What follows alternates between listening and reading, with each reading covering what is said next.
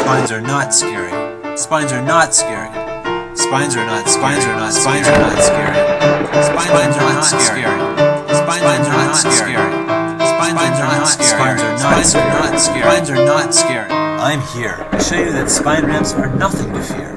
They're fun, and with the right technique, anyone can skate them. This begins your 3-part series on one of skateboarding's most underrated park features. So come with me, and together we'll journey into the exciting world of spine ramps. This is all about spines. This is all about spines, about spines.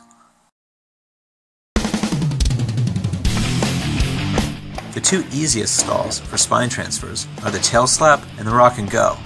It's hard to say which is easier because everyone's different. When you started skating, did you gravitate toward nose and tail stalls, or were you like me, preferring rock to fakies and rock and roll tricks?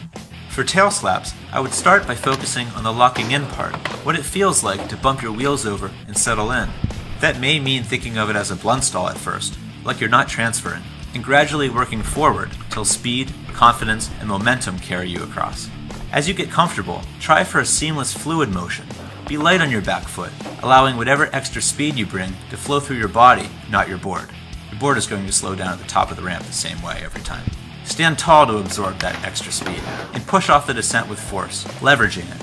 We're turning bodily kinetic energy into bodily potential energy, and back into kinetic. So be light and accommodating with your feet. For rock and goes, place your front foot on the nose and stall middle of the board, lifting your back wheels as you ride out. Once comfortable and clean, you can think less about balancing on the coping and more about bobbing over it like an ocean wave.